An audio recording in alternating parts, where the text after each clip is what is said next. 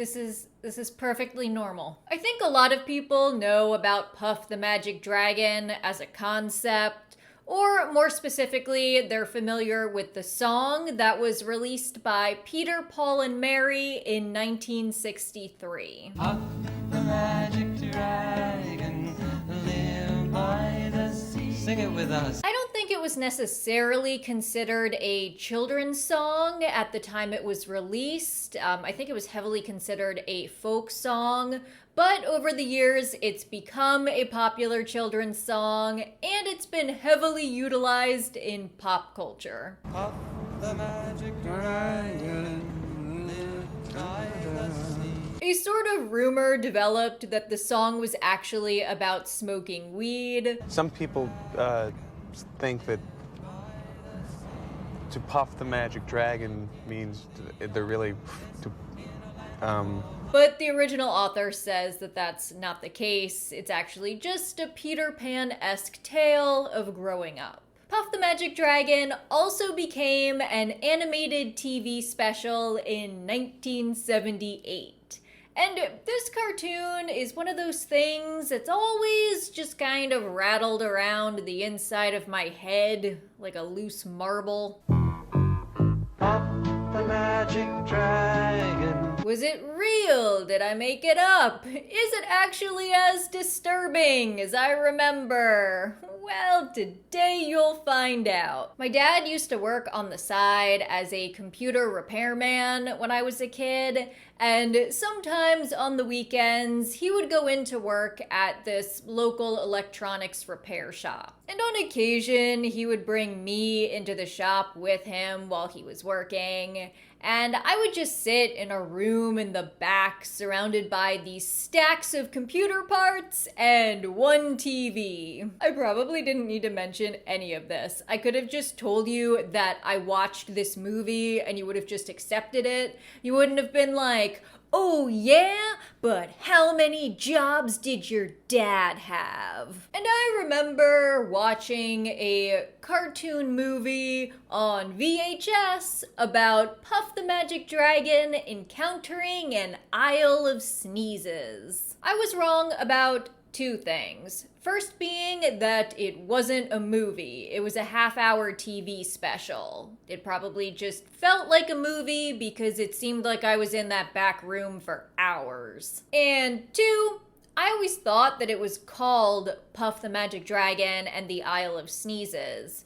But no, it was just called Puff the Magic Dragon. The lingering impression that this special left upon my brain was just a vague feeling of unease, a general sense of creepiness. That feeling was not helped when I looked up Puff the Magic Dragon and the Isle of Sneezes, and the third search result on Google was a post from a sneezing fetish forum. This cartoon is a dark relic from a different time. It's weird, even by my standards. It opens with an extremely sad-looking boy named Jackie Draper, who apparently hasn't spoken in years. He hasn't said a word for such a long time. And his parents brought in 3 very judgmental experts to evaluate him. We have concluded our consultation. Their assessment is harsh. Your son will not, nor cannot, speak, communicate, nor indeed relate in any way to the world around him. Then Puff appears from one of Jackie's tears and begins talking to him. I beg your pardon. Let's talk about the Puff design. For a cartoon, this dragon is not cute. He's got these sparse tendrils of hair, and he's got these lines on his face that I thought were maybe jowls or even ears. His eyebrows look like broccoli. He's got a bow tie and a collar that also seem to be part of his skin. He pulls out a piece of paper and he makes a cutout that looks like Jackie, and he calls it Jackie Paper, which is a pun, but is also the original name of the boy in the song. And then Puff says the most terrifying thing he could have possibly said. I'm going to borrow the living thing inside you and place it inside Jackie Paper. Ah, the dragon is taking your soul and putting it into his golem. Quick, before we catch cold. Am I all better? So, as Jackie Paper, the boy can now speak. They decide to go on a journey to Hanali, which is the land from the song, and in this movie is a place with like sentient flowers and trees with eyes and big floppy noses. They sing a song about a boat. The boat song transitions into the Puff the Magic Dragon song, and then they encounter pirates. Puff, I'm afraid. Take me back home. Jackie, didn't you know once you set out for Hanali, there is no turning back? The boy is terrified, as one would be in this situation. Gotcha! The pirate is a giant named Very Long John. He certainly is very long. Huh. They get the pirate to bake them some pies. If only I could be a baker instead of an evil giant pirate. Same man. I say that every day. Anyway, the pirate becomes a baker, so Puff and Jackie leave. Along their journey, they encounter these angry clouds that are jealous of the stars for being so high in the sky, so the clouds try to block out their light.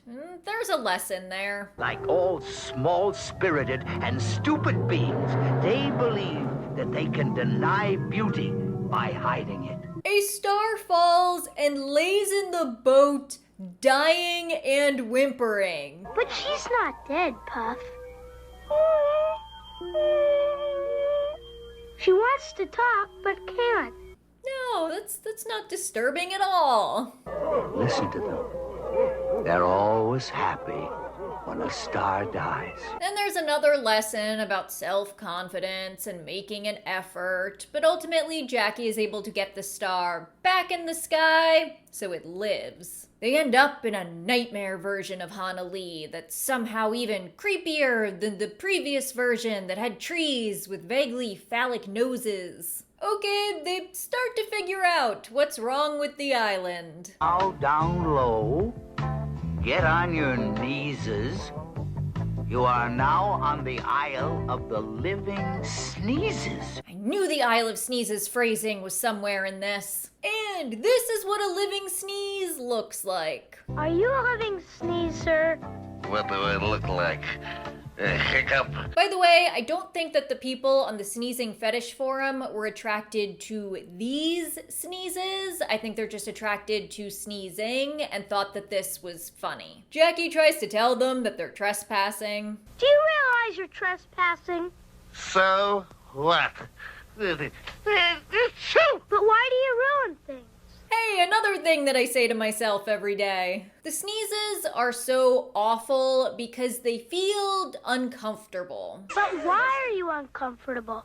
Wouldn't you be if you was nothing but a nose?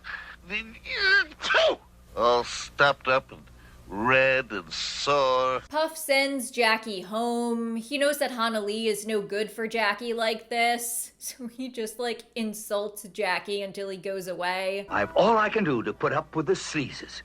You'd be just a bother. Basically a White Fang situation. You heard me? Go on! Go on, scram! Go! I hate you, go! Go on. Get out of here. Go be with your own kind. Jackie leaves, and we get a stark reminder of just how bleak the original song actually is. One gray night it happened, Jackie Paper came no more, and Puff that mighty dragon, he ceased his fearless roar. But the show retcons the song because Jackie comes back And he brings the giant pirate baker who made soup for all the sneezes. That sentence sounds like I'm having a stroke. And with a song, they bring Hanali back to life. Weave me the sunshine out of the fallen rain. Now the adventure is over. Puff puts Jackie's soul back in his body and then leaves. Jackie's parents hear him yelling for Puff and come running in. Puff! Puff! Jackie! Jackie! Oh, my son. Mom? Dad? He's talking. They're so delighted that he's speaking that they do not question at all why he is yelling Puff repeatedly out of a window. Then the cartoon ends with Puff basically doing a repeat of the dialogue that he said to Jackie through the window at the beginning of the cartoon, except they add this little bit. By the way, where's your fancy stuff? Okay. It still kind of gives me the creeps, even after all these years. Why did they have this on VHS in the back of an electronics repair shop? By the way, a relatively sudden onset of selective mutism like this usually only occurs in children as a trauma response. So this boy experienced something bad.